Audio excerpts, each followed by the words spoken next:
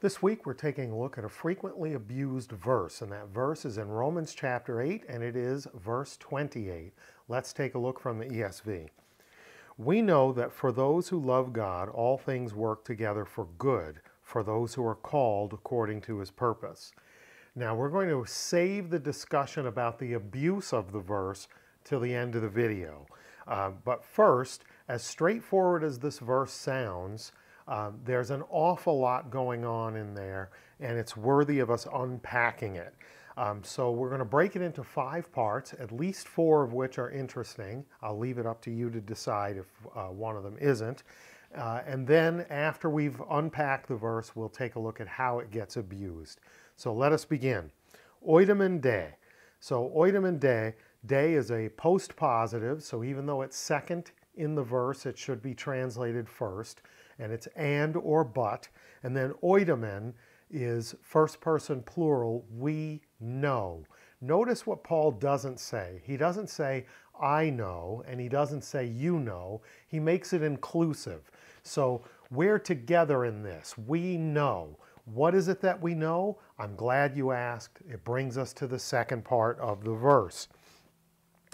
Hoti tois agaposi ton theon. So hoti is that, that or because. But here it's that introducing the sort of quote, it's not a quote here, but introducing the idea that he's already told us we know. We know that, ... and then we get the thing that we know. Tois agaposi ton theon. So tois agaposi is 2 or 4, and then it's plural, the ones who love.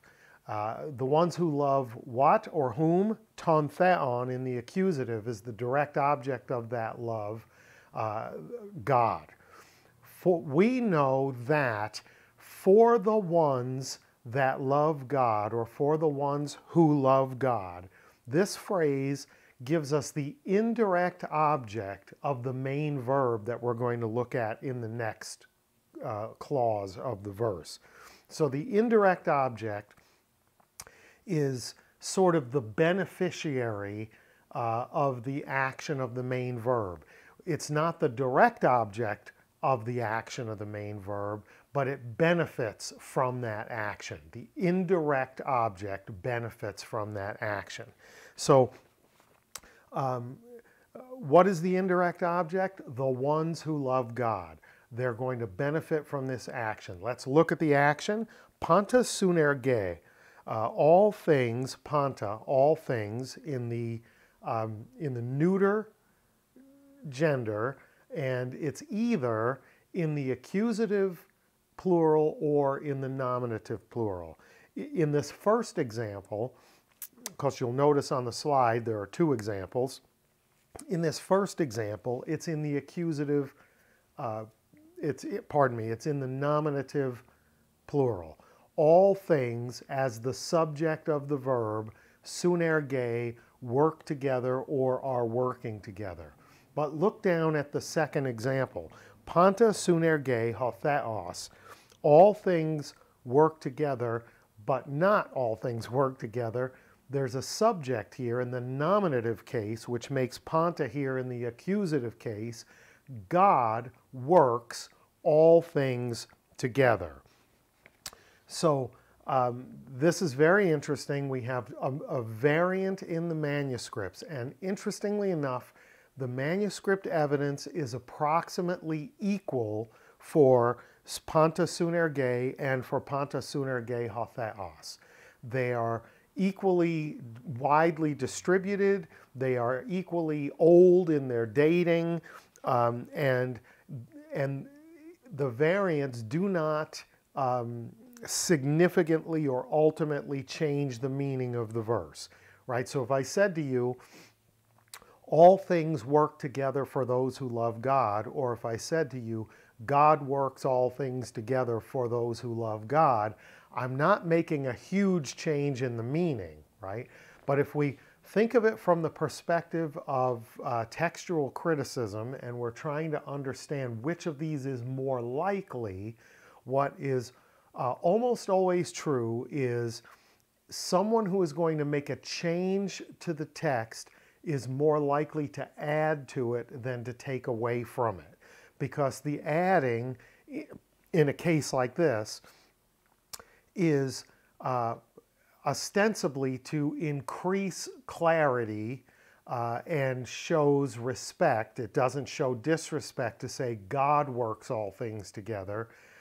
Whereas if you were to take God out of it, it would seem sort of disrespectful and would open it up to more possibilities of interpretation. So the likelihood is that the second variant, the ho-theos variant, is the one that had something added to it. And therefore, we should probably consider that panta sunerge is the original. But going back to the fact that the manuscript evidence is equally distributed, it's going to be up to you to do with that what you will. But for the rest of the video, I'm mostly going to treat it as though the original text said panta sunerge. Okay? Moving on. Panta, all things. Either nominative plural, the subject of the verb, all things work together or are working together, or it's the accusative plural, God works all things together. Set that aside, moving on to the verb. Sunerge, from sunergeo, synergy. We get our English word synergy from this. Sun, together with, and energeo is working. So sunerge, working together. All things are working together. Can either be a transitive verb, like in the case of God works all things together, where there's action implied, or an intransitive verb. All things work together, it just happens. It's just the way it is. There's not an active agent forcing it to happen. And I want to contemplate for a moment that if we have an express subject, like panta sunerge ho-theos, it must be transitive. When you have that definite subject there, in this case, it's going to be a transitive example. But when the subject is implied, or when the subject is just left for you to supply on your own, panta sunerge, it can either be transitive or intransitive. So let's talk a little bit briefly about transitive and intransitive verbs. So there's a weird thing, at least in American law, that a conspiracy doesn't require that the participants in the conspiracy know about each other. So you can have a conspiracy where two people are actively pursuing a goal or an end, and they are the conspirators. And when they're actively pursuing it together and know about it together, it's a transitive thing. But you can also have sort of intransitive conspiracy where two people are pursuing a goal that's the same goal, and they're employing similar means, and they don't know anything about each other, but it's still a conspiracy. Con with spear is of the same spirit, of the same breath. They're pursuing the same end in the same spirit, but they don't have to know about each other. That's intransitive. So here, pardon me, here, panta sunerge, it doesn't require that all things working together is conscious and active. It can just be that it winds up with the same end. So this becomes important as we consider the meaning of the verse, and when we get to the abuse of the verse later. The subject working together is either God or all things, but what it's definitely not is believers. Remember the indirect object, those who love God? They're definitely not the ones who are doing any of the working in the verse. They're the indirect object. And that's pretty important because the ones who love God as the indirect object benefit from the action, but are not participants in the action. That's pretty important. Let's go on to the next part, eis agathon, for good or unto good. So the working together of all things is for good. Agathon is an accusative singular. It is the direct object of the working. The working together of what? Of all things. For good, for the purpose of good. It either has to be, agathon here either has to be definite, the good, indefinite, a good, some good, or qualitative, good as sort of a concept. And in this case, it's almost certainly qualitative. All things are working together for good in the generic sense, that the outcome that is desired of the working together of all things is good. Good for whom? For those who love God, the indirect object. So it kind of answers the question, to what end or for what purpose? All this working together is for good. Synergy is for good. Not necessarily for the desires of those who love God, or the hopes of those who love God, or the wants, or the wishes, or the preferences, but for the good. Have you ever noticed that sometimes what is good clashes with what you want? They don't have to be the same thing, and frequently are not the same thing. So far, what do we know? We know that for those who love God, the indirect object, all things work together or are working together for good, for those people who love God. Let's go on and look at the next part. Tois kata prothesen, kleitois usen. So usen is a participle of eimi, of to be. For those being, tois usen, for those being, kleitois, called, kata prothesen, according to the plan or the purpose. What plan or purpose? God's plan or purpose, we would almost certainly read into the verse. So, to those being called according to his purpose or his plan. Prothesen has to do with like something being presented, something being laid out, a sample or an example. So, if God has a purpose or a plan, if he has a sample of how things should be, that's probably the good, right? And we know now that all things work together for that good, that purpose, the purpose for which people are called. Who are these people? The indirect object that we started out with. We know that for those who love God, those being called according to his purpose or plan, all things work together for good. It's a great verse. It's got so much to say there. This last phrase is sort of appositional or perhaps epexegetical, qualifying for those who love God. Who are the ones who love God? The ones who are called according to his purpose.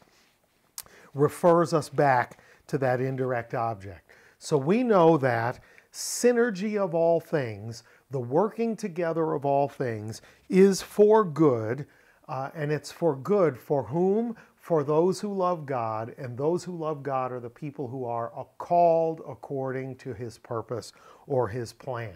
Let's get to the abuse that I mentioned at the beginning. How does this verse get abused? Two major ways this verse gets abused. One is theologically abused. There's a thing called synergistic theology. And within synergistic theology, there's a notion that you and God are on a team together. And you and God are working together for your salvation and by extension for the salvation of others. Now, that may or may not be so, but the thing that we need to talk about today is, does this verse speak for or even to synergistic theology? And what we can see in the verse from a linguistic standpoint is that there is no hint in this verse of you doing anything about your salvation or anything else. This verse is not about the those loving God doing anything. The subject of the verb, sunerge, is either panta or hotheos. In either case, the subject of the verb is not me and it's not you, and it's not the indirect object, those who love God, who are furthermore known as what? Those being called according to his purpose. The synergistic notion of working together with God, if it's a theological reality, is surely not spoken of in this verse. What's the other kind of abuse? It's a secular abuse of this verse. It's taking this verse and making it apply to life in general, to everyone and everything. C.H. Dodd referred to this as evolutionary optimism. Well, you know, everything just kind of works out for the best. And one thing that you know, if you've lived for even a little bit of time, is that everything does not just work out for the best. There are many things that actually work out for the worst. There are injustices in the world. There are abuses in the world. There are many things that just don't work out that have to be worked out. But the notion of taking this verse and secularizing it and saying everything works out for the best is not only faulty on the notion that not everything works out for the best. The verse doesn't say the best. It says for good, not for the good or a good or some good, but for good. And all things working for good is limited in its scope. It's limited to what? To a particular indirect object. It's limited to those who love God, who are called according to his plan or his purpose. It's not a generic thing that applies to all of life, all of humanity, all circumstances. It applies to those who love God, who are called according to his purposes. And in that case, all things are working together, or God works all things together for good, not for preference, pleasure, wishes, hopes, dreams, positive outcomes, warm, fuzzy feelings, but for good. Sometimes what's good for me feels terrible. The good is not necessarily desirable. But that sort of evolutionary optimism speaks to a notion that everything is going to work out for the best. Everything is going to be fine. That's errant nonsense and can't be taken from the verse, because the verse specifies the indirect object for those who love God, those being called according to his purpose or plan, and that the working together of all things is for good, and that good has to sync up with God's purpose and plan. So, if we take the verse as it's written, it's not subject to either of those abuses. So let's hear it again. And we know that for those who love God, all things work together for good for those who are called according to his purpose. A plain, strict reading of the verse eliminates the abuses and gives us some pretty clear insight. Everything is working together for the good, or God is working everything together for good. For whom? For those who love God, called according to his purpose. Thanks for watching. Hope that was good for you. If it was, do what you do with the dinging and the liking and the sharing and the commenting and all that stuff. And until next time, Karis Kai Reina Humin, grace and peace to you.